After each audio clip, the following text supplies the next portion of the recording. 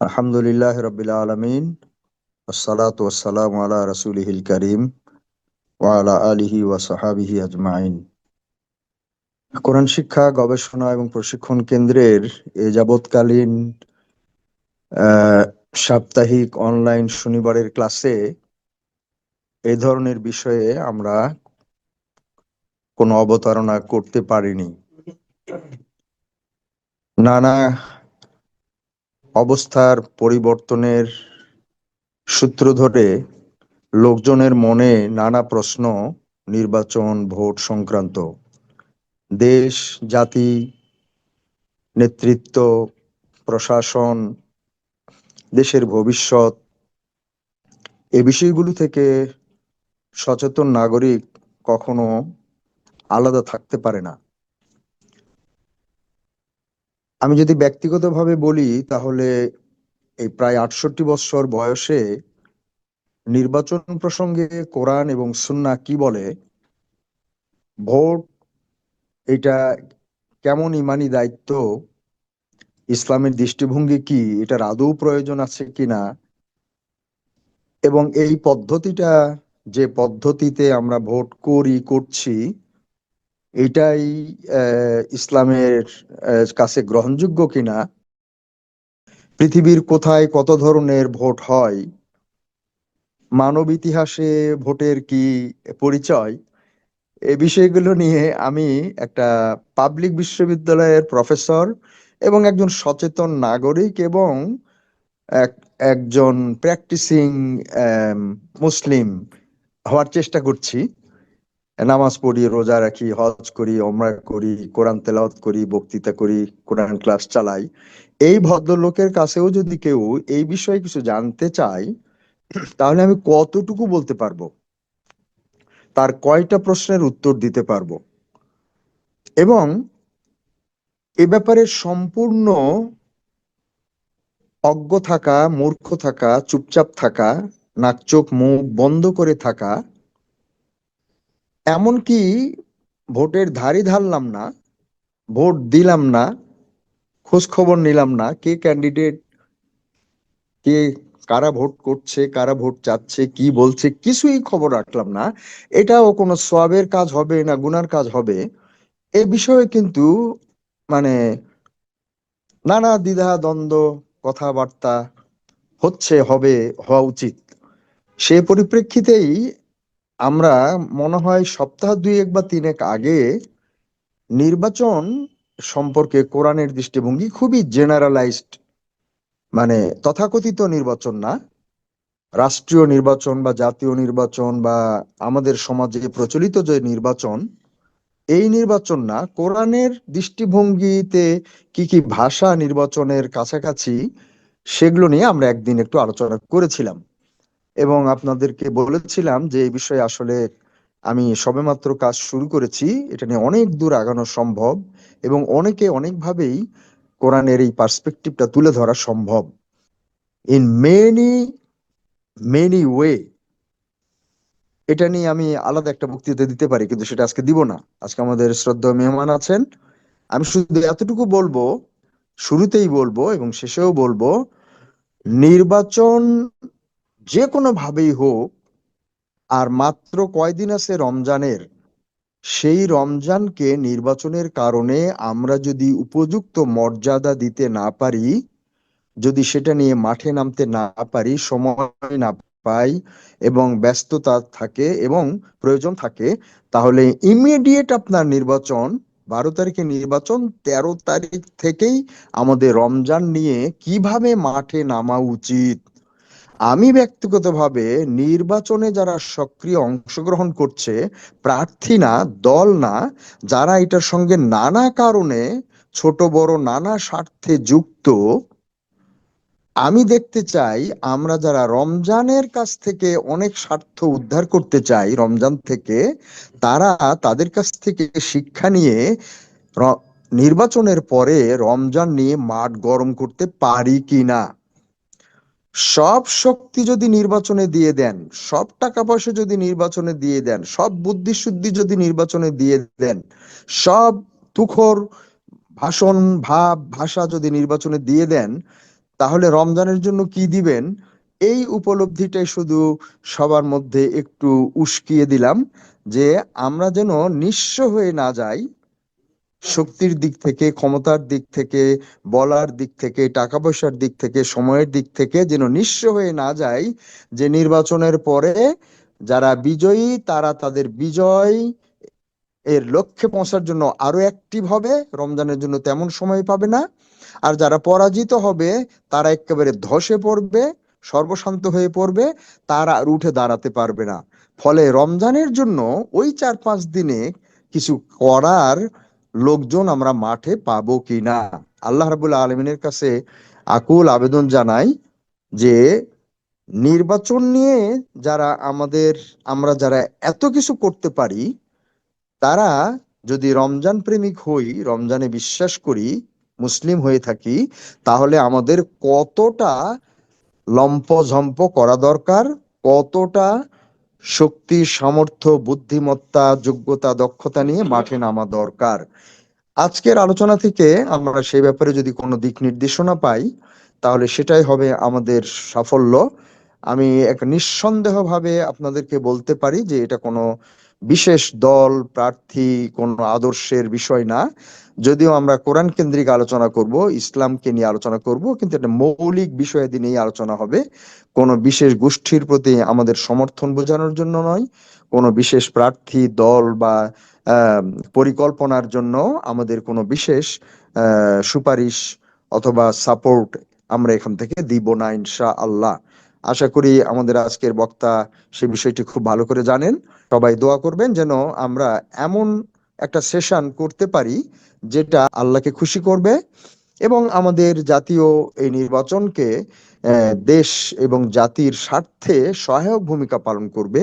কোনো ধরনের সামান্যতম কোনো বিভ্রান্তি, কোনো বিদ্বেষ, কোনো শত্রুতা, কোনো অরাজকতা তৈরিতে আমাদের এই সেশন, আমাদের এই উদ্যোগ যেন কোনো রকম ভূমিকা পালন না করে, সেই প্রার্থনা, সেই দোয়া আমরা সবাই করব ইনশাআল্লাহ।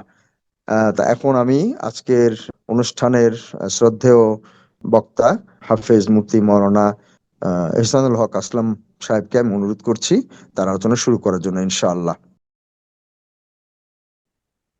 ইন্নাল হামদুলিল্লাহ ওয়াসসালাতু ওয়াসসালামু আলা রাসূলিল্লাহ আম্মা বা'দ قال الله تعالى في كلامه المجيد أعوذ بالله من الشيطان الرجيم بسم الله الرحمن الرحيم من يشفع شفاعة حسنة يكن له نصيب منها ومن يشفع شفاعة سيئة يكن له كفل منها وكان الله على كل شيء مقيتا وقال النبي صلى الله عليه وسلم ألا أنبئكم بأكبر الكبائر قلنا بلى يا رسول الله قال الإشراك بالله وعقوق الوالدين وكان متكئا فجلس فقال ألا وقول الزور وشهادة الزور أو كما قال عليه الصلاة والسلام الحمد لله মহান আল্লাহ সুবহানাহু ওয়া তাআলা তার পবিত্র দরবারে শুকরিয়া জ্ঞাপন করছি, যিনি আমাদেরকে আজকে একটি চমৎকার নতুন বিষয় নিয়ে আমাদেরকে বসার সুযোগ দিয়েছেন।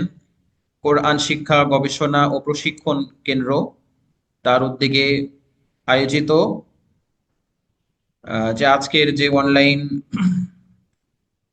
আলোচনা, এই আলোচনার যিনি আজকে মধ্যমণি, প্রধান অতিথি প্রফেসর ডক্টর আব্দুল্লাহিল বাকি, আজকের সভাপতি, প্রধান অতিথি স্যারের অনুমতি সাপেক্ষেই আজকে আমি আমার সংক্ষিপ্ত আলোচনা তুলে ধরার প্রয়াস চালাবো ইনশাআল্লাহ। স্যারের প্রতি এবং এই কেন্দ্রের প্রতি কৃতজ্ঞতা জানাই একটি সময় উপযোগী আলোচনা নির্ধারণ করার জন্য। আজকের আলোচ্য বিষয় হচ্ছে, ইতিমধ্যে আপনারা অবগত হয়েছেন, ভোটের পবিত্রতা ইসলাম কি বলে। এই বিষয়টি নিয়ে আমরা আলোচনায় শুনবো ইনশাআল্লাহ। এখানে ভোটের পাশাপাশি নির্বাচন ও ভোট, এ দুটি বিষয়ে আমাদের কথা বলতে হবে, তাহলে আমাদের বিষয়গুলো আরো সুস্পষ্ট হবে। আমাদের বাংলাদেশে আগামী 12ই ফেব্রুয়ারি ত্রয়োদশ জাতীয় সংসদ নির্বাচন অনুষ্ঠিত হতে যাচ্ছে। তার মানে আমাদের সামনে নির্বাচন।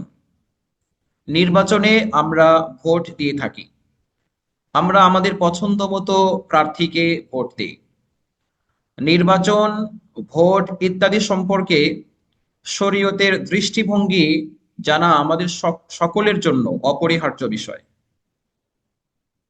প্রচলিত নির্বাচন ব্যবস্থা এটা গণতান্ত্রিক রাষ্ট্র ব্যবস্থার একটি অংশ। এর মাধ্যমে গণতান্ত্রিক রাষ্ট্র ব্যবস্থায় সরকারের সদস্য নির্বাচিত হয়ে থাকে, যেটা আমরা আব্রাহাম লিঙ্কনের গণতন্ত্রের যে সংজ্ঞা তিনি উল্লেখ করেছেন সেখান থেকে আমরা স্পষ্টভাবে বুঝতে পারি। আব্রাহাম লিঙ্কন তার ঐতিহাসিক কালজয়ী কথা তিনি তুলে ধরেছেন, democracy is the government of the people, by the people and for the people. যে গণতন্ত্র এমন একটি সরকার ব্যবস্থা যা জনগণের উপর, জনগণের দ্বারা পরিচালিত, জনগণের শাসন ব্যবস্থাকে বোঝায়। এ সংজ্ঞা থেকে আমরা তিনটি বিষয় স্পষ্টভাবে জানতে পারি। এক নাম্বার হচ্ছে জনগণের সরকার, দুই নাম্বার হলো জনগণের মাধ্যমে নির্বাচিত, তিন নাম্বার বিষয় হচ্ছে জনগণের জন্য নিবেদিত। এই তিনটি বিষয়ের একটু ছোট্ট ব্যাখ্যা আমাদের বোঝা দরকার। জনগণের সরকার দ্বারা বোঝানো হয়, জনগণের সরকারের মাধ্যমে আমরা কি বুঝি? জনগণ যা চাইবে তাই সরকার করবে এবং করতে বাধ্য থাকবে। এটাকে বলা হয় জনগণের সার্বভৌম ক্ষমতা, অর্থাৎ এমন ক্ষমতা যার কোনো বিরোধিতা করা যাবে না। দ্বিতীয়ত, গণতন্ত্রের ক্ষেত্রে বিশ্বাস করা হয় প্রশ্নহীন বিশ্বাস, প্রশ্নহীনভাবেই সার্বভৌম ক্ষমতা জনগণের হাতে। জনগণ সকল ক্ষমতার উৎস, জনগণের হাতে আইন প্রণয়ন করার অধিকার থাকবে। জনগণ যা বৈধ বলবে তা বৈধ হবে, জনগণ যা অবৈধ বলবে তা অবৈধ হবে। পক্ষান্তরে ইসলাম, কোরআন ও সুন্নাহ, আমাদের প্রিয় নবীজি মুহাম্মদ সাল্লাল্লাহু আলাইহি ওয়াসাল্লাম যে দীক্ষা আমাদেরকে দিয়ে গেছেন, কোরআন আমাদেরকে যে মেসেজ দেয় সেটা হলো সার্বভৌম ক্ষমতার মালিক একমাত্র আল্লাহ তাআলা। ইসলামী রাষ্ট্র ব্যবস্থার খলিফা যিনি হবেন তিনি হলেন আল্লাহ তাআলার প্রতিনিধি। তিনি আল্লাহ তাআলার হুকুম বাস্তবায়ন করবেন। কিন্তু সকল ক্ষমতার উৎস কেবলমাত্র শুধুমাত্র আল্লাহ তাআলার হাতেই থাকবে। জনগণ, রাজা, প্রজা কেউই সার্বভৌম ক্ষমতার মালিক নয়, যে ব্যাপারে আল্লাহ তাআলা কোরআনে একাধিক আয়াত অবতীর্ণ করেছেন। আমি দুই একটি আয়াত এবং তার অর্থ আপনাদের কাছে তুলে ধরছি, যেখানে যে আয়াতগুলোতে আল্লাহ তাআলা বলে দিয়েছেন সার্বভৌম ক্ষমতার মালিক একমাত্র তিনি। সূরা ফুরকানের 2 নম্বর আয়াত আল্লাহ পাক বলেন, আল্লাযী লাহু মুলকুস সামাওয়াতি ওয়াল আরদ ওয়া লাম ইয়াত্তাখিয ওয়ালাদান ওয়া লাম ইয়াকুল লাহু শারীকুন ফিল মুলক। সেই সত্তা যিনি নভমণ্ডল এবং ভূমণ্ডলের মালিক, তিনি সন্তান গ্রহণ করেন না এবং রাজত্বে তার কোনো শরীক নেই। সূরা আলে ইমরানের 25 নম্বর আয়াত আল্লাহ পাক বলেছেন, কুলিল্লাহুম্মা মালিকাল মুলকি তুতিল মুলকা মান তাশা। যে হে রাসূল আপনি বলুন, বলে দিন যে আল্লাহ তাআলা তিনিই হলেন সবকিছুর মালিক, তিনি যাকে ইচ্ছা করেন তাকে নেতৃত্ব দান করেন, ক্ষমতা দান করেন। সূরা মুলকের 1 নম্বর আয়াতে আল্লাহ পাক বলেছেন, তাবারাকাল্লাযী বিয়াদিহিল মুলক ওয়া হুয়া আলা কুল্লি শাইইন কাদির। বরকতময়, মহান সেই সত্তা যার হাতেই রয়েছে সকল ক্ষমতা এবং তিনি সব কিছুর উপরে ক্ষমতাবান। সূরা আরাফের ৫৪ নম্বর আয়াতে আল্লাহ পাক বলেছেন, আলা লাহুল খলকু ওয়াল আমর, জেনে রাখো হে বিশ্ববাসী, সকল সৃষ্টি তারই, সৃষ্টি তার, আদেশও তার, বিধানও তার। সূরা ইউসুফের ৪০ নম্বর আয়াতে আল্লাহ পাক বলেছেন, ইনিল হুকমু ইল্লা লিল্লাহ, বিধানদাতা কেবলমাত্র শুধুমাত্র আল্লাহ তাআলা। আরো অনেকগুলো আয়াত আপনাদের কাছে বলতে পারবো, কিন্তু এতগুলো বলা উদ্দেশ্য নয়। উদ্দেশ্য হচ্ছে সার্বভৌম ক্ষমতার একচ্ছত্র মালিক কেবলমাত্র আল্লাহ তাআলা, জনগণ নয়। দ্বিতীয়, জনগণের মাধ্যমে নির্বাচিত। আমরা গণতন্ত্রের যে সংজ্ঞা উল্লেখ দিয়েছি, আব্রাহাম লিঙ্কন যে সংজ্ঞা তিনি দিয়ে গেছেন, সে সংজ্ঞার ১ নাম্বার বিষয় ছিল জনগণের সরকার, দ্বিতীয় বিষয় ছিল জনগণের মাধ্যমে নির্বাচিত। এই বিষয়টির একটু সংক্ষিপ্ত ব্যাখ্যা উল্লেখ করি যে গণতান্ত্রিক নির্বাচন ব্যবস্থায় সকল জনগণের রায়কে সমান গুরুত্ব দেওয়া হয়।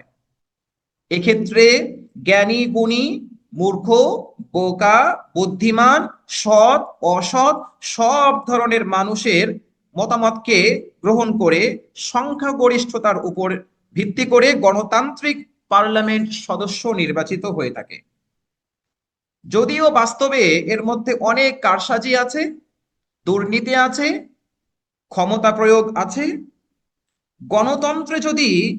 গণতান্ত্রিক রাষ্ট্র ব্যবস্থায় যদিও অধিকাংশের মতামতকে মূল্যায়নের কথা বলা হয়, কিন্তু বাস্তবতা অনেকটাই ভিন্ন। উদাহরণস্বরূপ আপনাদের কাছে তুলে ধরি, আমাদের দেশে চর্চিত গণতান্ত্রিক যে নির্বাচন ব্যবস্থার মাধ্যমে গণতান্ত্রিক ব্যবস্থায় যে নির্বাচন হয়, একটা নির্বাচনে যদি ৪ জন প্রার্থী হয়, তাদের মধ্যে একজন যদি ১০% সমর্থন পায়, দ্বিতীয় জন পেল ২০% সমর্থন, তৃতীয় জন পেল ৩০%, আরেকজন পেল ৪০% জনমত পেল। তাহলে দেখা যাবে স্বাভাবিকভাবেই সরকার গঠন করবে কারা? চতুর্থ জন, যে সবচেয়ে বেশি সমর্থন পেয়েছে, ৪০% জনমত তার দখলে, আর বাকি ৬০% জনমত তার প্রতিপক্ষে। অধিকাংশ জনমত তার বিপক্ষে থাকা সত্ত্বেও এই ব্যক্তি সরকার গঠন করবে।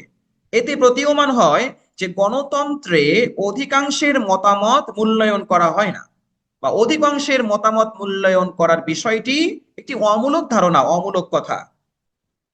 যা হোক, এ ব্যবস্থায় ভোটার হওয়ার জন্য, মানে গণতান্ত্রিক ব্যবস্থায় ভোটার হওয়ার জন্য সততা, ন্যায়পরায়ণতা, জ্ঞানী গুণী হওয়ার শর্ত আরোপ করা হয় না।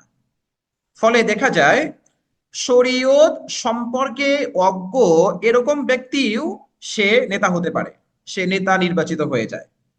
এজন্য গণতন্ত্রকে শুধু ইসলাম না, অনেক মহামনীষী তারাও গণতান্ত্রিক রাষ্ট্র ব্যবস্থার এই নির্বাচনকে, অনেক মহামনীষীরাও অমূলক বলে ধারণা করেছেন। যেমন একজন রাষ্ট্রবিজ্ঞানী ও দার্শনিক প্লেটো, সে তার উল্লেখ করেছে, তার অভিজ্ঞতার আলোকে বলেছে যে গণতন্ত্র সম্পর্কে তিনি বলেন যে গণতন্ত্র হচ্ছে বুদ্ধিমানের চেয়ে অজ্ঞ, মূর্খ, অবিবেচকদের সংখ্যা এখানে অনেক বেশি। তিনি তার এই কথা উল্লেখ করেছেন। পক্ষান্তরে আমরা যদি ইসলামের খেলাফত শাসন ব্যবস্থার দিকে তাকাই, আজকের আলোচনাগুলো বোঝার জন্য ইসলামিক শাসন ব্যবস্থা, খেলাফত ব্যবস্থার দিকেও আমাদেরকে একটু যেতে হবে। আমরা যদি ইসলামের খেলাফত শাসন ব্যবস্থার দিকে তাকাই, তাহলে দেখা যাবে খলিফা নির্বাচন হওয়ার পদ্ধতি কি ছিল। খলিফা নির্বাচন হওয়ার পদ্ধতি ছিল আহলুল হাল্লি ওয়াল আকদি। এটার অর্থ হলো যে তথা উম্মতের শ্রেষ্ঠ লোক যারা, যাদের তাকওয়া, পরহেজগারি সর্বোচ্চ পর্যায়ের ছিল, সকলের মাঝে যাদের পরহেজগারিতা সম্পর্কে, পবিত্রতা সম্পর্কে, সততা, ন্যায়পরায়ণতা, বিশ্বস্ততা সম্পর্কে দেশের সকল মানুষের কাছে ছিল একেবারে আকাশের চাঁদের মতো সুস্পষ্ট, এদেরকে বলা হয় আরবিতে আহলুল হাল্লি ওয়াল আকদি, তথা উম্মতের শ্রেষ্ঠ লোক, যাদের সংশ্লিষ্ট বিষয়ে রায় প্রদান করার যোগ্যতা রয়েছে। তাদের সংখ্যাগরিষ্ঠের মতামত অনুযায়ী খলিফা নির্বাচন হয়ে থাকে বা হতো। অর্থাৎ ভোটার হওয়ার জন্য যোগ্যতা লাগতো। ইসলামের যে খেলাফত শাসন ব্যবস্থা ছিল, সেই খেলাফত শাসন ব্যবস্থাতে একজন ভোটার হওয়ার জন্যও তার যোগ্যতা লাগতো। যদি যোগ্যতায় কেউ উত্তীর্ণ হতো, তাহলে তার মতামতকে গুরুত্ব দেওয়া হতো। ঢালাও ভাবে সবার মতামতকে গ্রহণ করা হতো না। খোলাফায়ে রাশেদার সকল খলিফা যে মনোনীত হয়েছিল, খোলাফায়ে রাশেদার সকল খলিফার মনোনয়নে পদ্ধতিগত সামান্য পার্থক্য থাকলেও প্রত্যেকেই আহলুল হাল্লি ওয়াল আকদি তথা উম্মতের শ্রেষ্ঠ মানুষদের মাধ্যমেই নির্বাচিত হয়েছিলেন। যেমন দু একটা উদাহরণ আপনাদেরকে দিই। নবী মুহাম্মদুর রাসূলুল্লাহ সাল্লাল্লাহু আলাইহি ওয়াসাল্লাম ইন্তেকালের পরে খলিফা নির্বাচনের প্রসঙ্গটা তো তখনই দেখা দিল। রাসূল সাল্লাল্লাহু আলাইহি ওয়াসাল্লাম ইন্তেকালের পরে সাকিফা বনু সায়েদা নামক গোত্রে হযরত আবু বকর রাদিয়াল্লাহু তাআলা আনহু এর হাতে ওমর রাদিয়াল্লাহু তাআলা আনহু বাইয়াত গ্রহণ করলেন। অতঃপর ওমর রাদিয়াল্লাহু তাআলা আনহুকে বাইআত গ্রহণ করা দেখে সকল সাহাবী, নবীর সাহাবী যারা ছিলেন, তারা একে একে আবু বকরের হাতে তারা বাইআত গ্রহণ করলেন। এটা হাদিস উদ্ধৃত হয়েছে মুস্তাদরাকে হাকিম 4457 নম্বর হাদিস, এবং সিরাতে ইবনে হিশামের খণ্ড নাম্বার 2 পৃষ্ঠা নাম্বার 66 এখানে উদ্ধৃত হয়েছে। আবু বকর রাদিয়াল্লাহু তাআলা আনহু খলিফা মনোনীত হলেন। সে সময়ে অনেক সাহাবীদের পরামর্শের ভিত্তিতেই আবু বকর রাদিয়াল্লাহু তাআলা আনহু তিনি খলিফা মনোনীত হয়েছিলেন, এবং তারা ছিলেন উম্মতের সর্বশ্রেষ্ঠ জাতি হিসেবে আখ্যায়িত ছিলেন তারা। দ্বিতীয় খলিফা যিনি ওমর ইবনুল খাত্তাব রাদিয়াল্লাহু তাআলা আনহু, তিনি তাকে আবু বকর রাদিয়াল্লাহু তাআলা আনহু এর ইন্তেকালের পূর্ব মুহূর্তে আবু বকর রাদিয়াল্লাহু তাআলা আনহু খেলাফত শাসন ব্যবস্থাতে থাকা অবস্থায় যখন তিনি মৃত্যু মুখে পতিত হলেন, মৃত্যুকালীন সময়ে আবু বকর রাদিয়াল্লাহু তাআলা আনহু বিশিষ্ট সে সময়ের বড় বড় সাহাবীদেরকে কাছে ডাকলেন, তাদের সাথে পরামর্শ করে তিনি পরবর্তীতে খলিফা হিসেবে ওমর রাদিয়াল্লাহু তাআলা আনহুকে নির্বাচন করে গেলেন। অতঃপর তিনি বিষয়টি উপস্থিত সাহাবীদের মাঝে উপস্থাপন করলেন, এবং সকল সাহাবী আবু বকর রাদিয়াল্লাহু তাআলা আনহুর এই মনোনয়নকে তিনি সকল সাহাবায়ে কেরাম এটাকে তারা সমর্থন করলেন, সম্মতি জ্ঞাপন করলেন। হাদিস বা ঘটনা উদ্ধৃত হয়েছে তারিখ তবারি খণ্ড নাম্বার 2 পৃষ্ঠা নাম্বার 352। তাহলে প্রথম পদ্ধতি ছিল পরামর্শের ভিত্তিতে উম্মতের শ্রেষ্ঠ সাহাবায়ে কেরাম মিলে আবু বকর রাদিয়াল্লাহু তাআলা আনহুকে খলিফা নিযুক্ত করেছেন। তিনি দ্বিতীয় খলিফা ওমর রাদিয়াল্লাহু তাআলা আনহুকে তার ইন্তেকালের পূর্বে সাহাবীদের সঙ্গে পরামর্শ করে তাকে খলিফা নির্বাচন করে গেলেন। তৃতীয় খলিফা ওমর রাদিয়াল্লাহু তাআলা আনহু যখন আহত হলেন, শাহাদত বরণকালে তিনি ছয়জন বড় বড় সাহাবী তাদেরকে নিয়ে একটি শুরা কমিটি গঠন করলেন, যাদের প্রত্যেকেই ছিলেন দুনিয়াতে জান্নাতের সার্টিফিকেট পাওয়া, জান্নাতের সুসংবাদ প্রাপ্ত সাহাবী ছিলেন এই 6 জন। তারা নিজেদের মধ্যে পরামর্শ করে ওমর রাদিয়াল্লাহু তাআলা আনহু এর ইন্তেকালের পরে তারা ওসমান রাদিয়াল্লাহু তাআলা আনহুকে পরবর্তী খলিফা নির্বাচন করলেন। হাদিস উদ্ধৃত হয়েছে সহিহ বুখারী 3700 নম্বর হাদিস। চতুর্থ খলিফা হযরত আলী রাদিয়াল্লাহু তাআলা আনহু, তিনি কিভাবে নির্বাচিত হলেন? ওসমান রাদিয়াল্লাহু তাআলা আনহু এর শাহাদত বরণের পরে হযরত আলী রাদিয়াল্লাহু তাআলা আনহু তিনি প্রবীণ সাহাবী সে সময় যারা ছিলেন, বিশেষ করে আবু তালহা রাদিয়াল্লাহু তাআলা আনহু, আব্দুল্লাহ ইবনে জুবাইর, আব্দুল্লাহ ইবনে আব্বাস রাদিয়াল্লাহু তাআলা আনহুর মতো জগৎ বিখ্যাত সাহাবী যারা ছিলেন, আহলুল হাল্লি ওয়াল আকদি, উম্মতের শ্রেষ্ঠ সাহাবায়ে কেরাম তাদের পরামর্শে, তাদের অনুরোধে মসজিদে নববীতে আলী রাদিয়াল্লাহু তাআলা আনহু তিনি অনিচ্ছা থাকা সত্ত্বেও সে সময়ের অবস্থাকে বিবেচনা করে তিনি খেলাফত শাসন ব্যবস্থা গ্রহণ করেন। তাহলে এই যে চার খলিফার শাসন ব্যবস্থা, এই চার খলিফার নির্বাচনের বিষয়ে দেখা গেছে উম্মতের শ্রেষ্ঠ ব্যক্তি যারা ছিল সেই সময়ে তাদেরকে নিয়ে পরামর্শ করে তারা ওই সে সময়ের মধ্যে সর্বশ্রেষ্ঠ ব্যক্তি যিনি ছিলেন এবং যোগ্যতার দিক থেকে, অভিজ্ঞতার দিক থেকে, ন্যায়পরায়ণতা, সততা, বিশ্বস্ততার দিক থেকে যারা সবচেয়ে বেশি এগিয়ে ছিলেন তাকে তারা খলিফা হিসেবে গ্রহণ করেছিল। আমরা অনেকেই জানি না যে আমরা মনে করি যে এভাবেই হয়তো এই যে ডেমোক্রেসি বা গণতান্ত্রিক সিস্টেমে যে আমাদের দেশের হোক এবং অন্যান্য দেশে, বিশ্বের বহু দেশে এই নির্বাচন ব্যবস্থা এবং শাসক নিযুক্ত করা হচ্ছে, আমরা মনে করছি যে এটাই হয়তো পদ্ধতি ছিল, কিন্তু আসলে ভুল। আমরা অনেকেই জানি না এক সময় পুরো বিশ্বে খেলাফত শাসন ব্যবস্থা প্রতিষ্ঠা ছিল। খেলাফত শাসন ব্যবস্থা শুধুমাত্র সৌদি আরবে মদিনাতেই ছিল তা নয়, বরং পুরো বিশ্বে একসময় ইসলামী খেলাফত শাসন ব্যবস্থা ছিল এবং এটাকেই পুরো দেশে বিভিন্ন দেশগুলোতে চর্চা করা হতো। আপনাদের শুধুমাত্র তারিখগুলো বা সন তারিখগুলো বলি যে 622 খ্রিস্টাব্দে আমাদের প্রিয় নবী মুহাম্মদুর রাসূলুল্লাহ সাল্লাল্লাহু আলাইহি ওয়াসাল্লাম তিনি মদিনার রাষ্ট্রের প্রথম খেলাফত রাষ্ট্র ব্যবস্থা কি করলেন, প্রতিষ্ঠা করলেন। রাসূল সাল্লাল্লাহু আলাইহি সাল্লামের পরে 632 খ্রিস্টাব্দে আবু বকর রাদিয়াল্লাহু তাআলা আনহু তিনি ইসলামী জাহানের খলিফা হলেন, প্রথম খলিফা। 634 খ্রিস্টাব্দে তিনি মারা যান। তারপরে 634 থেকে নিয়ে 644 খ্রিস্টাব্দ পর্যন্ত ওমর ইবনুল খাত্তাব রাদিয়াল্লাহু তাআলা আনহু তিনি ইসলামী জাহানের খলিফা, খেলাফত শাসন ব্যবস্থা প্রতিষ্ঠা করলেন। 644 থেকে নিয়ে 656 খ্রিস্টাব্দ পর্যন্ত ওসমান রাদিয়াল্লাহু তাআলা আনহু তিনি খেলাফত শাসন ব্যবস্থাকে প্রতিষ্ঠা করলেন, তিনি চালালেন। এরপরে হযরত আলী রাদিয়াল্লাহু তাআলা আনহু ইসলামের চতুর্থ খলিফা, 656 থেকে নিয়ে 661 পর্যন্ত তিনিও শাসন ব্যবস্থা প্রতিষ্ঠা করলেন। 661 থেকে নিয়ে একেবারে 753 পর্যন্ত এই খেলাফত শাসন ব্যবস্থা চলে আসে উমাইয়াদের হাতে, উমাইয়ারা শাসন করলেন। 750 থেকে একেবারে 1252 খ্রিস্টাব্দ পর্যন্ত খেলাফত শাসন ব্যবস্থাকে পুরো বিশ্বব্যাপী ছড়িয়ে দেয় আব্বাসীয়রা। আব্বাসীয়দের হাতে 1252 পর্যন্ত তারা শাসন করে। 1252 এর পর থেকে এই খেলাফত ব্যবস্থা একটু ধসে পড়ে।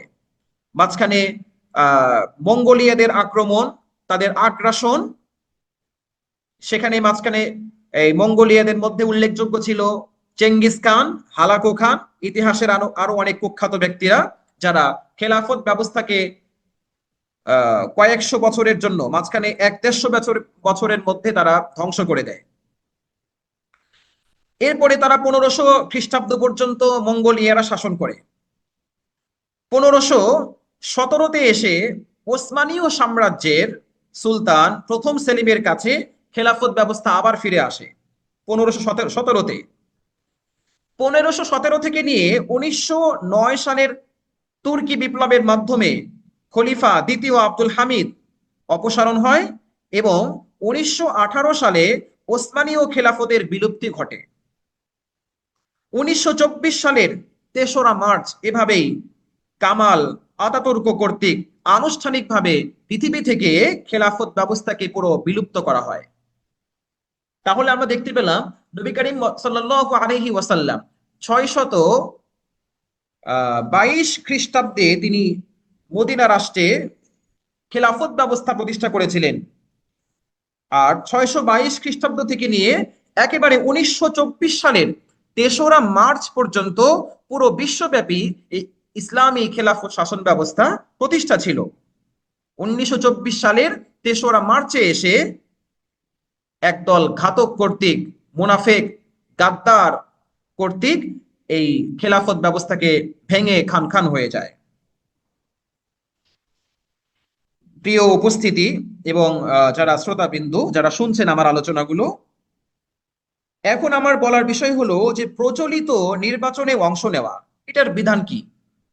এতক্ষণ আলোচনা থেকে বোঝা গেল যে প্রচলিত নির্বাচন ব্যবস্থাকে ইসলাম মোটেও সমর্থন করে না। ইসলামে এই ধরনের নির্বাচনের পন্থা এটা খুঁজে পাওয়া যায় না। ইসলামের খেলাফত ব্যবস্থা প্রতিষ্ঠা ছিল, এটাকেই কোরআন এবং সুন্নাহ এটাকে সাপোর্ট করে, সমর্থন করে। এখন আমাদের প্রশ্ন হলো, তাহলে আমরা যাব কোথায়? বর্তমানে কি সেই খেলাফত শাসন ব্যবস্থা আছে? পুরো বিশ্বে কোথাও আছে? এটার উত্তর হলো, একদিক থেকে বলা যায় যে আফগানিস্তান কিছুটা তারা এগিয়ে যাচ্ছে, খেলাফত শাসন ব্যবস্থার দিকে তারা এগিয়ে যাচ্ছে। আর আমি যদি একটু ভাব অর্থে বলি, তাহলে বর্তমান বিশ্বের অনেক দেশগুলোই আস্তে আস্তে ইসলামের খেলাফত ব্যবস্থার দিকে এগিয়ে যাচ্ছে। ইতিমধ্যেই যদিও তারা অমুসলিম, কিন্তু তারা ইসলামের ভালো ভালো বিষয়গুলোকে তারা গ্রহণ করেছে। ইতিমধ্যে চীন, আপনারা দেখেছেন যে চীনের প্রেসিডেন্ট বা প্রধানমন্ত্রী নির্বাচনের যে প্রক্রিয়াটা, সেটা অনেকটাই আমাদের আধুনিক গবেষক ওলামায়ে কেরাম তারা বলছেন তারা ইসলামের খেলাফত শাসন ব্যবস্থার সঙ্গে মিলে যাচ্ছে। এবং রাশিয়ার ভ্লাদিমির পুতিন যিনি আছেন, তাকে রাশিয়ার জনগণ মোটামুটি বলা যায় যে তাকে অথরিটি দিয়েই দিয়েছে, আপনি যতদিন থাকতে পারেন থাকবেন ক্ষমতায়। তো এগুলো হচ্ছে যে খেলাফত ব্যবস্থার মানে একটু আমরা বাহ্যিক আকৃতি বলতে পারি, যে মোটামুটি ভাবে প্রতিষ্ঠিত না হলেও বিশ্বের মুসলিম অমুসলিম দেশগুলোতেও আস্তে আস্তে তারা চেষ্টা করছে এই ইসলামের ভালো দিকগুলোকে তারা গ্রহণ করার চেষ্টা করছে।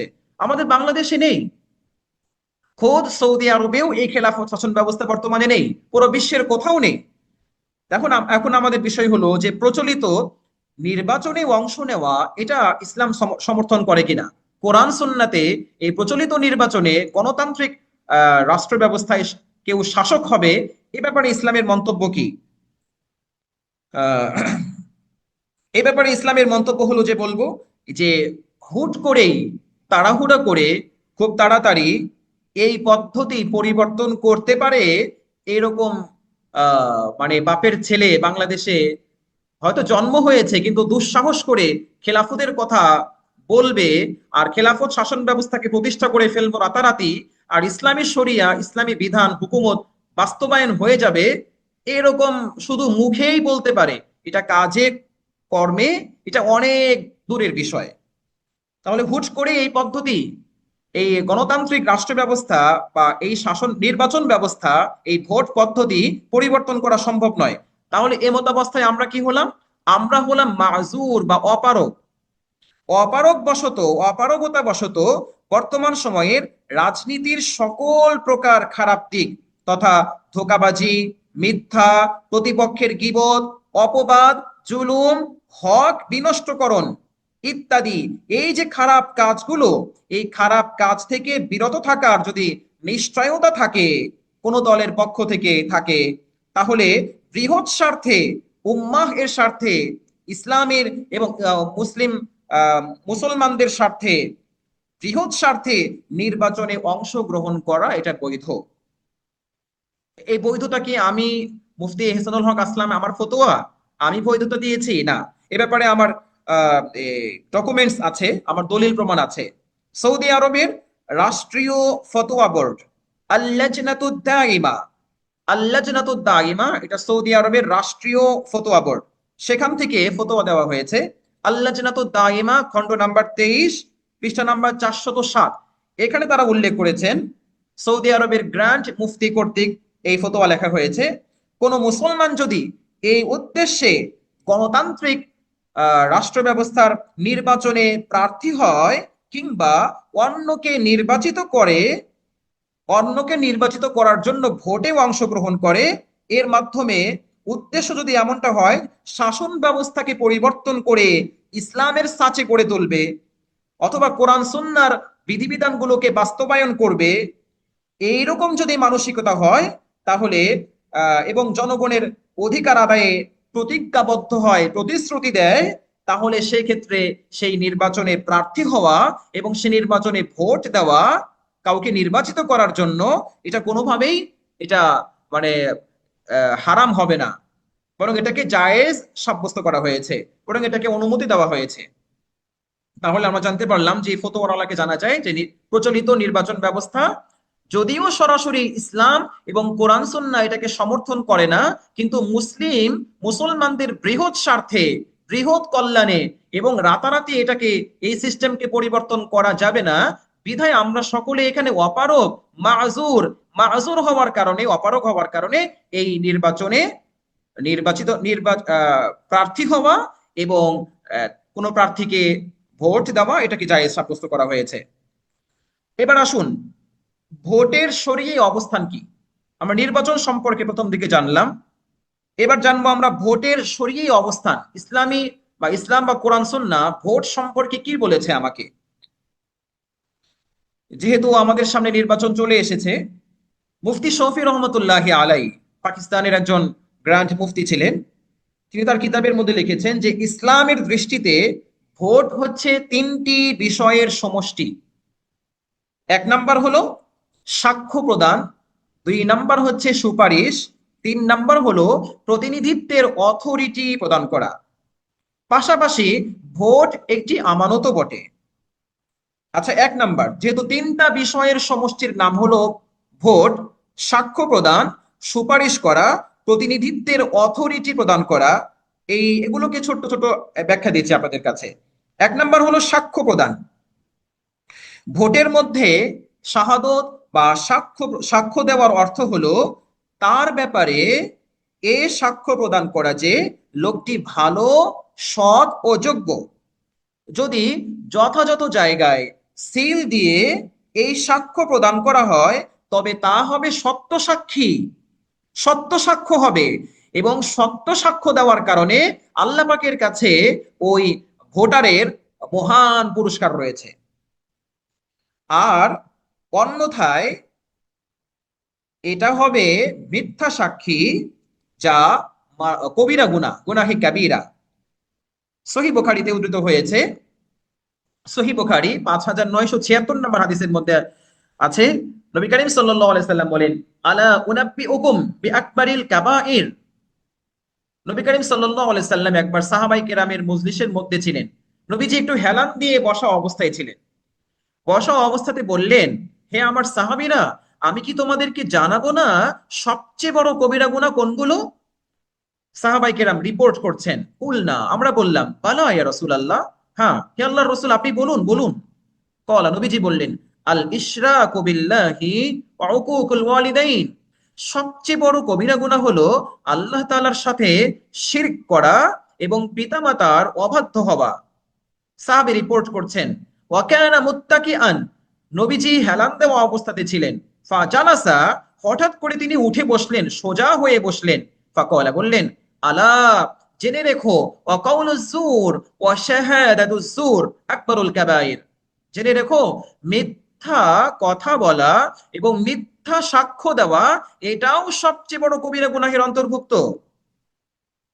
সুনান তিরমিজি 2299 নম্বর হাদিসের মধ্যে আছে, নবী করিম সাল্লাল্লাহু আলাইহি সাল্লাম বলেন, ইয়া আইয়ুহান নাস, আদালাত শাহাদাতুজ জুরি ইশরাকান বিল্লাহি তাআলা। হে লোক সকল, তোমরা জেনে রেখো, কারো ব্যাপারে মিথ্যা সাক্ষ্য দেওয়ার অর্থ হলো সরাসরি আল্লাহ তাআলার সাথে শিরিক করা সমতুল্য। তাহলে কোনো ব্যক্তির ব্যাপারে মিথ্যা সাপোর্ট করা বা কোনো ব্যক্তিকে মিথ্যা কথা বলা, কারো ব্যাপারে মিথ্যার সাক্ষ্য দেওয়া, এটাকে নবী করিম সাল্লাল্লাহু আলাইহি সাল্লাম শিরিক, আল্লাহ তাআলার সাথে শিরিক করার নামান্তর বলে উল্লেখ করেছেন। তাহলে এই দুটি হাদিসের আলোকে জানতে পারি যে ভোট একটি সাক্ষ্য প্রদান। ভোট মানে হলো সাক্ষ্য দেওয়া। তো আমি কার ব্যাপারে সাক্ষ্য দিচ্ছি, কার ব্যাপারে আমি চারিত্রিক গুণাবলীর ব্যাপারে আমি সনদ দিয়ে দিচ্ছি, সাক্ষ্য দিয়ে দিচ্ছি, হ্যাঁ লোকটি সৎ, যোগ্য এবং ভালো, আমাদেরকে এজন্য দেখা দরকার। এই বিষয়গুলো আমাদেরকে ভেবে চিন্তে আমাদের সাক্ষ্য দেওয়া দরকার। দুই নাম্বার হচ্ছে, ভোট হলো প্রতিনিধিত্বের অথরিটি প্রদান করা। একজন ভোটার সে ভোট প্রদান করে পুরো জাতির পক্ষ থেকে প্রতিনিধিত্ব করে থাকে। পুরো জাতির জিম্মাদার হিসেবে উক্ত রায় প্রদান করার সময় একজন ভোটার যদি সংকীর্ণতা, স্বজনপ্রীতি, দলপ্রীতি দেখায় বা অযোগ্য ব্যক্তিকে সাপোর্ট দেয়, তাহলে সে খেয়ানতকারী বলে সাব্যস্ত হবে।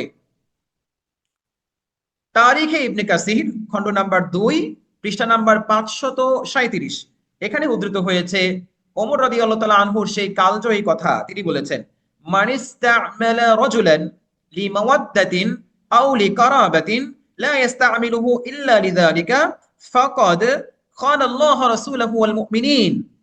কোন ব্যক্তি যদি কাউকে স্বজনপ্রীতি, আত্মীয়তা বশত, দলপ্রীতি বশত কোন কাজের কর্মকর্তা নিযুক্ত করে, তাহলে সে অবশ্যই আল্লাহ এবং তার রাসূল এবং মুসলিম সম্প্রদায়ের সাথে খেয়ানত করলো।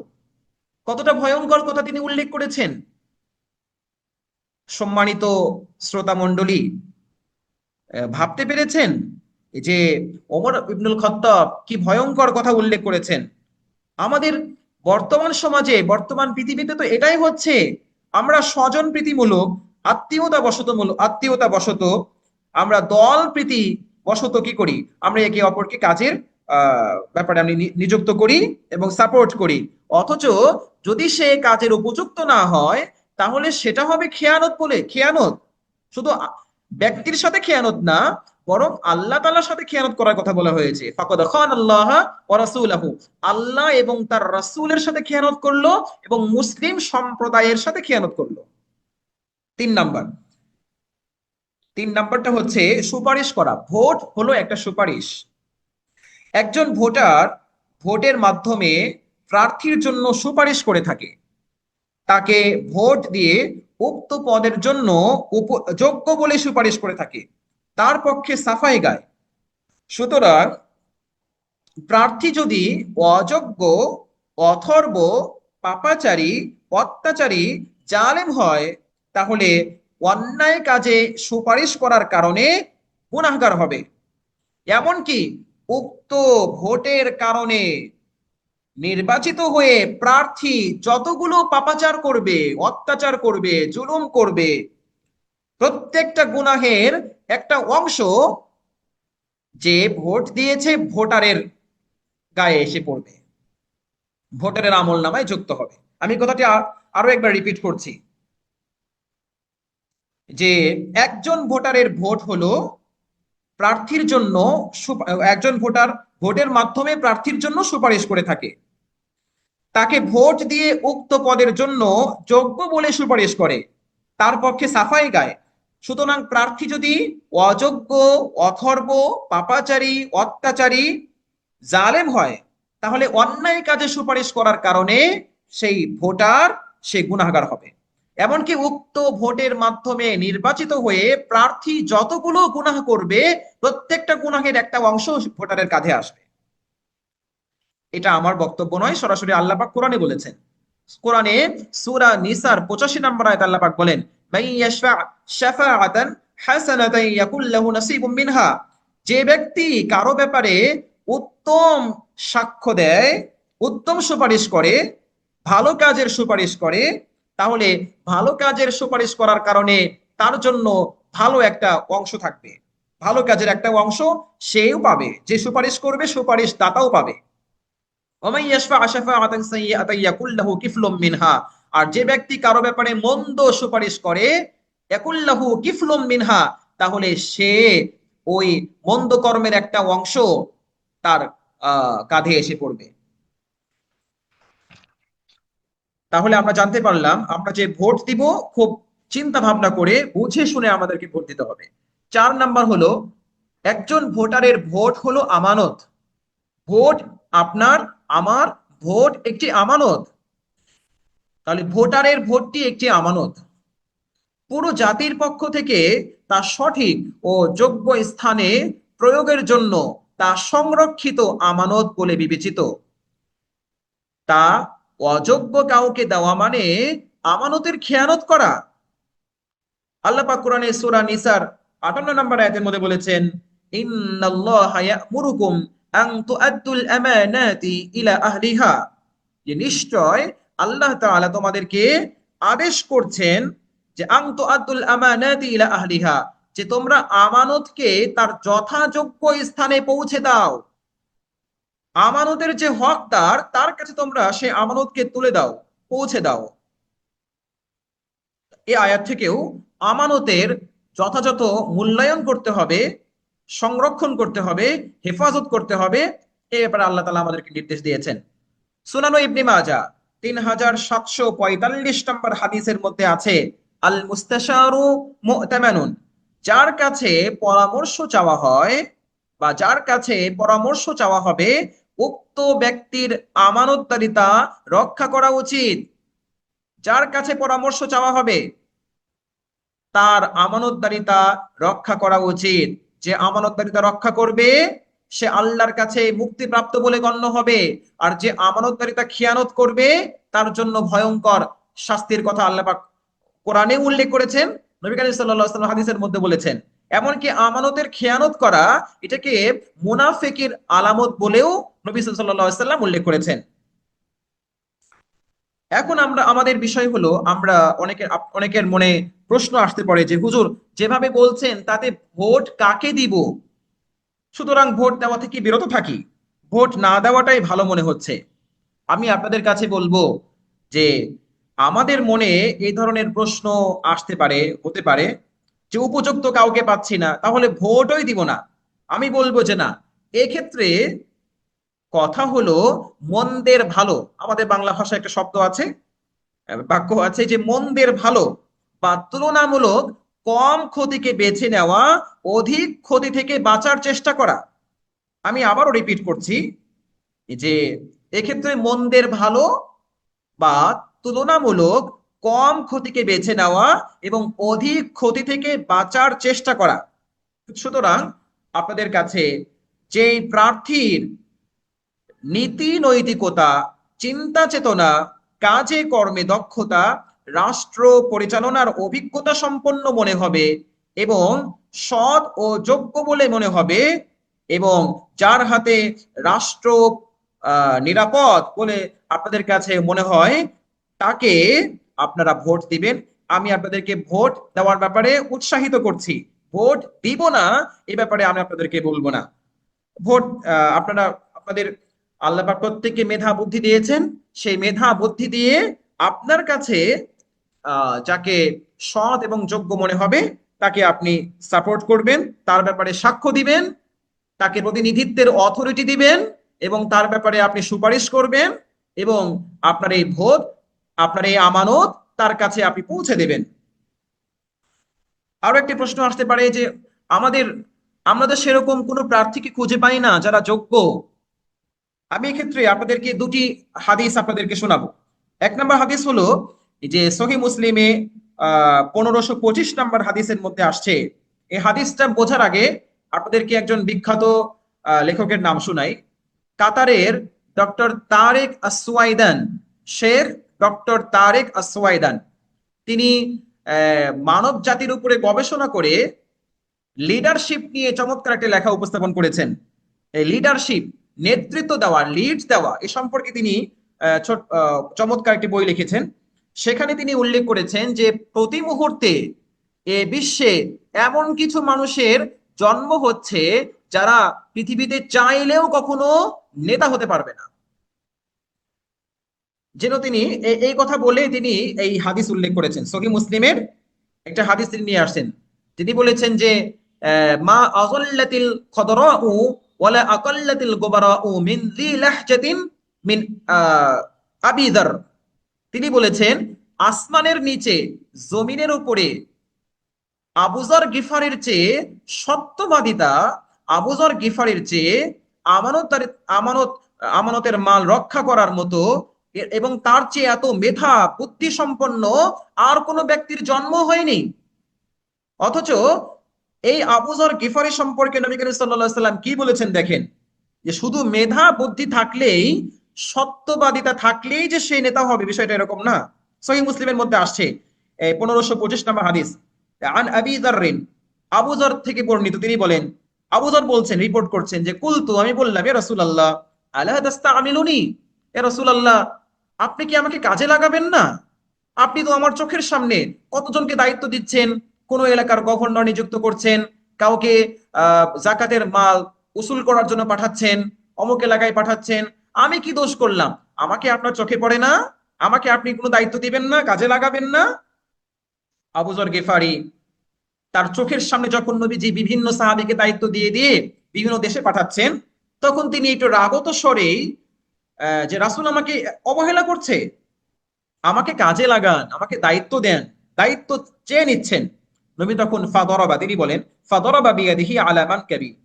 নবী, আমি এই কথা বলার পরে নবীজি তার হাত আমার কাঁধের উপর রাখলেন। সুম্মা ক্বালা, এরপরে বললেন, ইয়া আবাজার, হে আবু যর, ইন্নাকা দাঈফ, তুমি অত্যন্ত কোমল নরম হৃদয়ের মানুষ। ওয়া ইন্নাহা আমানা, আর দায়িত্ব, নেতা হওয়া, একটা অনেক বড় আমানত।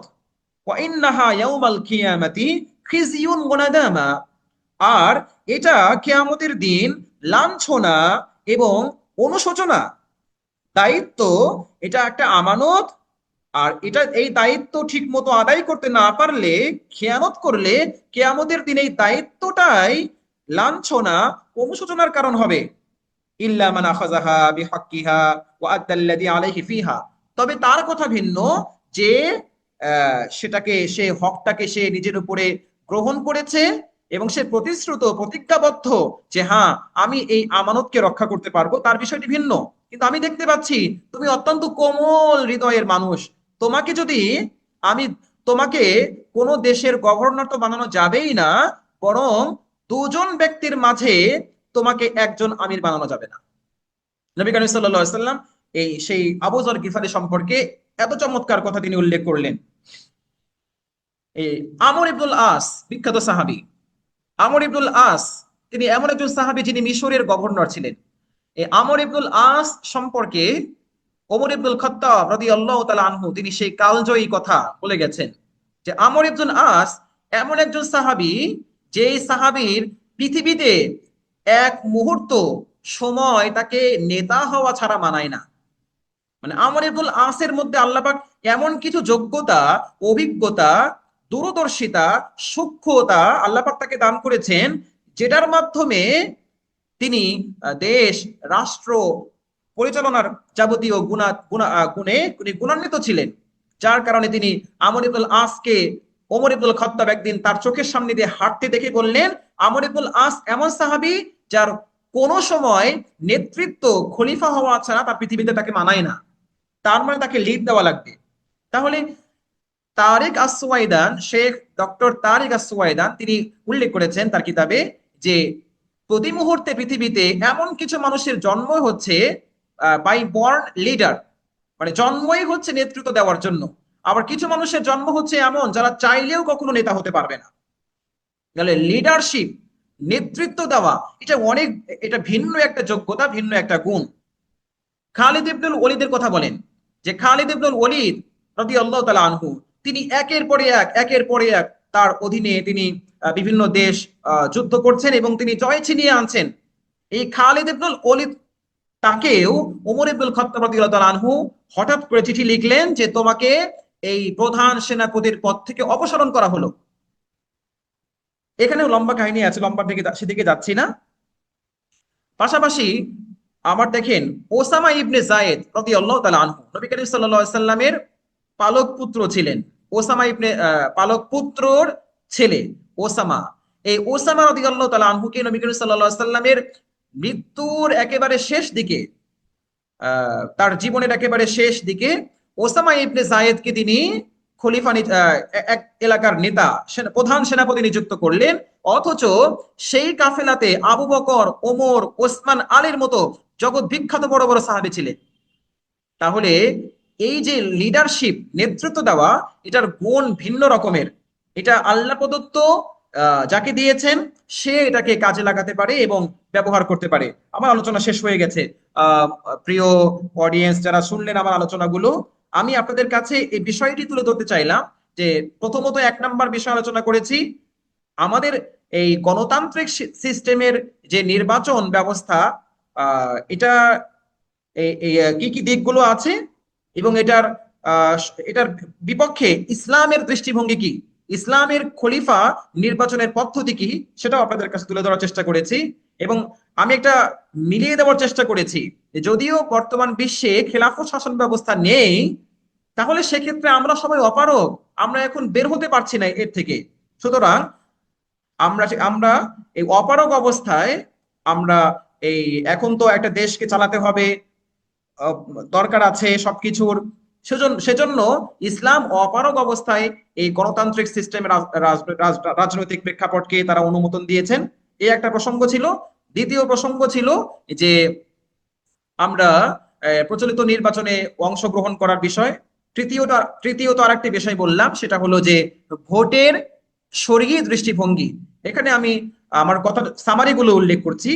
আমি আবারও কয়েকবার বলছি যে সামারি গুলো এটাই যে আপনি যার ব্যাপারে সমর্থন দিচ্ছেন, সাপোর্ট করছেন, আপনাকে ভালোভাবে জেনে শুনে বুঝে শুনে যার হাতে রাষ্ট্র নিরাপদ এবং যোগ্যতা আছে, অভিজ্ঞতা সম্পন্ন, পাশাপাশি সৎ ও যোগ্য মনে হবে এবং মোটামুটি ইসলামের ধ্যান ধারণাকে লালন করে এবং তার মধ্যে সেই জ্ঞান আছে, ইসলামী মূল্যবোধে বিশ্বাসী, এরকম মানুষকে আপনি সাপোর্ট করবেন, তার ব্যাপারে সাক্ষ্য দিবেন, তাকে প্রতিনিধিত্বের অথরিটি দিবেন এবং তার ব্যাপারে সুপারিশ করবেন এবং আপনার আমানত এই ভোট তার হাতে আপনি অর্পণ করবেন, তুলে দিবেন।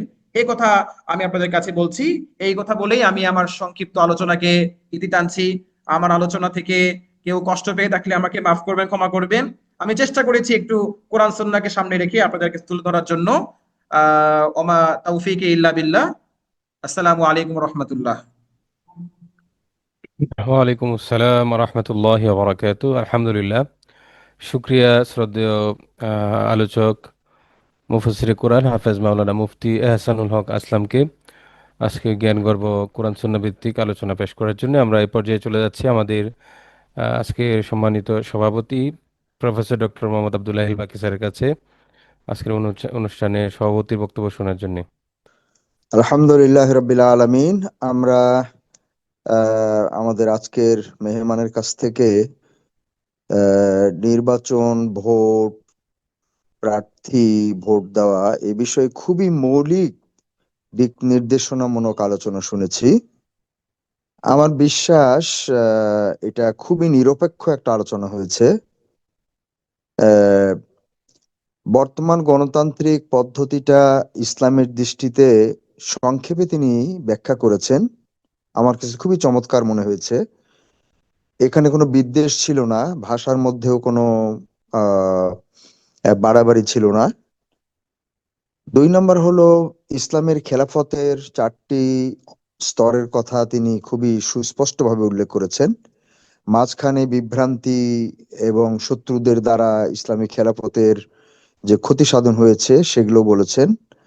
এবং সুদীর্ঘ সময় রাসূলুল্লাহ সাল্লাল্লাহু আলাইহি সাল্লামের ইন্তেকালের পরে কোনো না কোনো ভাবে, নানাভাবে পৃথিবী জুড়েই ইসলামী খেলাফত ছিল, প্রতিষ্ঠিত ছিল, সেটাও বলেছেন। কিভাবে এটা সম্পূর্ণরূপে বিলুপ্ত হলো, হাতছাড়া হয়ে গেল আমাদের, সেটাও বলেছেন। যদিও এগুলো জাস্ট ঐতিহাসিক ঘটনা হিসেবে তিনি সংক্ষিপ্ত আকারে বলেছেন। প্রত্যেকটার পিছনে 1-1.5 ঘন্টা 2 ঘন্টা আলোচনা করা দরকার। কিভাবে খেলাফতের দায়িত্বশীলদেরকে আমরা সরিয়ে দিলাম, কারা দিল, কোন চক্রান্ত, আমাদের দুর্বলতা কি, এগুলো কিছুই তিনি বলার সুযোগ পাননি। আমরা আশা করি মাঝে মধ্যে আমরা এই বিষয়গুলো নিয়ে আলোচনা করব ইনশাআল্লাহ। আজকে রাত অনেক হয়েছে, আমার আর বিস্তারিত বলা উচিত না। আমি সবাইকে অনুরোধ করব, আপনাদের যদি কোনো প্রশ্ন, মন্তব্য, প্রস্তাব, পরামর্শ থাকে অথবা কোনো 2-1টি বিষয়ে যদি জিজ্ঞাসা থাকে, তবে কোনো স্পেসিফিক প্রার্থী বা স্পেসিফিক দল বা মতের পক্ষে বিপক্ষে বলার জন্য আপনারা প্রশ্ন করবেন না। আমি শুধু এতটুকু বলবো আমার জন্য, যে আমি আজকের আলোচনা থেকে সুস্পষ্ট দিক নির্দেশনা পেয়েছি। আমি অবশ্যই ভোট দিতে হবে, এটা বুঝেছি। 2 নম্বর হলো আমাকে একটু বিচার বুদ্ধি, বিবেচনা, তথ্য সংগ্রহ, একটু বিশ্লেষণ করতে হবে আমার ক্ষমতা অনুযায়ী। আমি বিশ্ববিদ্যালয়ের অধ্যাপক ছিলাম, আমার লেখাপড়া, আমার সামাজিক স্ট্যাটাস, আমার আর্থিক অবস্থা ইত্যাদি।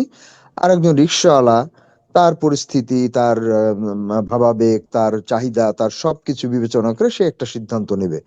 সবাই নিজ নিজ অবস্থান থেকে এই সিদ্ধান্ত নিবে, এবং সিদ্ধান্ত নেওয়ার ক্ষেত্রে যদি কোনো আম, আহ, কোনো আহ, অন্যায় আম, ধান্দাবাজি না থাকে, এবং মনে রাখতে হবে আমার সিদ্ধান্তের কারণ কি, আমার সিদ্ধান্তের ব্যাখ্যা কি, সবই আল্লাহ রাব্বুল আলামিন 100% জানেন।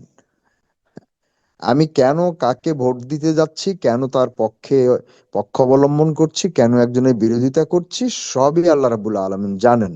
সুতরাং মুসলমানরা, মুমিনরা কখনো আসলে চালাকি করতে পারে না।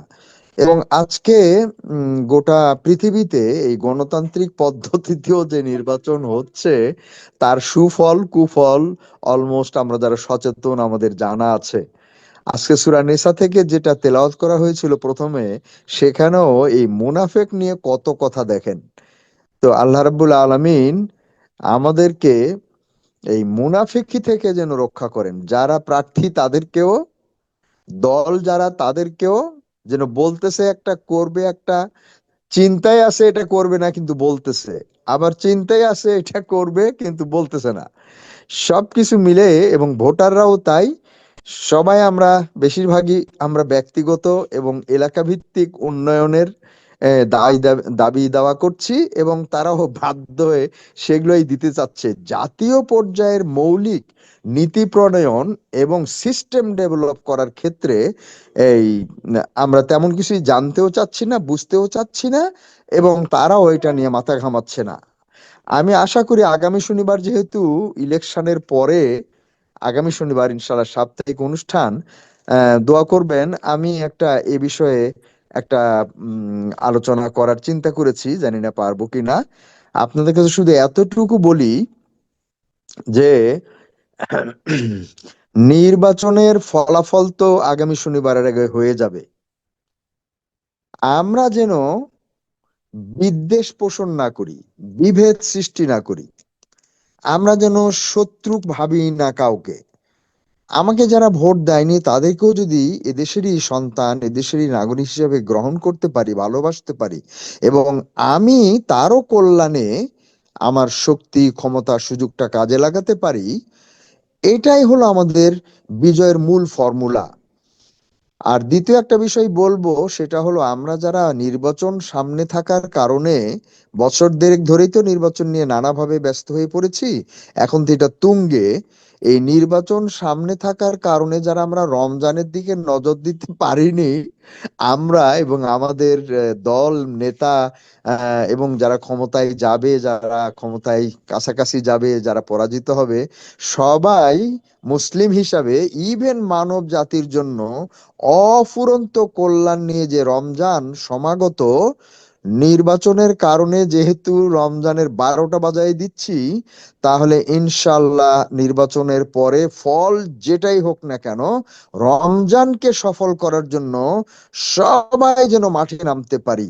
আমরা যারা ভোট দিব, আমরা যদি নির্বাচনের পরে রমজান নিয়ে আমাদের ভোট যাদেরকে দিয়েছি তাদেরকে মাঠে নামানোর একটা উদ্যোগ নিতে পারি, তাহলে মনে হয় আমরা সবাই মিলে একটা অন্য রকমের সফলতা এবারের নির্বাচনকে নিয়ে নিতে পারি। আর আরেকটা দুঃসংবাদ দিতে পারি, সেটা হলো যদি নির্বাচন নিয়ে ব্যস্ত থাকার কারণে রমজান পিছিয়ে থাকে, এবং নির্বাচনের পরে ফল পক্ষে আসার পরে কারণেও রমজান নিয়ে নজর দিতে না পারি, আর ফল বিপক্ষে গেছে সেই জন্য হতাশ হয়ে রমজানকে গুরুত্ব দিতে না পারি, তাহলে আর কোনো কৌশলী কাজ করবে না, কোনো বিজয়ী আমাদেরকে সাফল্য দিতে পারবে না যদি রমজান ব্যর্থ হয়। রসুল সাল্লাল্লাহু আলাইহি সাল্লাম পরিষ্কার বলেছেন, রমজান পাওয়ার পরেও যারা সফল হতে পারে না তারা চরম হতভাগা, তাদের উপরে আল্লাহ, জিবরাইল আলাইহিস সালাম এবং মুহাম্মদ রাসূলুল্লাহ সাল্লাল্লাহু আলাইহি সাল্লামের লানত। আসুন আমরা নির্বাচন নিয়ে যাই করি না কেন, রমজানের যে দৃষ্টিভঙ্গিটা, সেটা যদি আমরা পোষণ করি, তাহলে আমরা অনেক একটা ভালো ফল পেতে পারি। বাট এটা অনেক লেট হয়ে গেছে, এই বিষয়ে এখন খুব একটা কিছু করার সুযোগ আছে কিনা আমি জানি না। তবে ইসলামের একটা বিউটি হলো, আমি যদি এই মুহূর্তে যদি সংশোধন হওয়ার সিদ্ধান্ত নেই যে আমি ভুল করেছি, আমি আর ভুল করতে চাই না, আমি ভুল স্বীকার করে ক্ষমা চাচ্ছি, তাহলে আল্লাহ আমাকে গ্রহণ করবেন, আমাকে ভুল থেকে রক্ষা করবেন। সুতরাং নির্বাচনের পূর্ব মুহূর্ত পর্যন্ত, আমি ভোটটা দিয়ে ফেলা পর্যন্ত যদি আমার ভুল আমি বুঝতে পারি এবং সেই ভুল সংশোধন করতে চাই, আল্লাহর সাহায্য কামনা করি, তাহলে আমরা নির্বাচন নিয়ে যে সমস্ত ভুলের আশঙ্কা করছি তা থেকে আমরা বাঁচতে পারবো। আল্লাহ রাব্বুল আলামিন আমাদের আজকের এই আয়োজনের যত ভুলভ্রান্তি, ত্রুটি বিচ্যুতি, ইচ্ছায় অনিচ্ছায় সবগুলো ক্ষমা করেন এবং এটাকে তার সন্তুষ্টি অর্জনের একটা উপলক্ষ হিসাবে তিনি গ্রহণ করেন, এবং আগামীতে এই বিষয়গুলো নিয়ে আরো ব্যাপকভাবে, আরো গোছানো, আরো অথেন্টিক আলোচনা উপস্থাপন করার তৌফিক দান করেন। ওয়া আখিরু দাওয়ানা আলহামদুলিল্লাহি রাব্বিল আলামিন।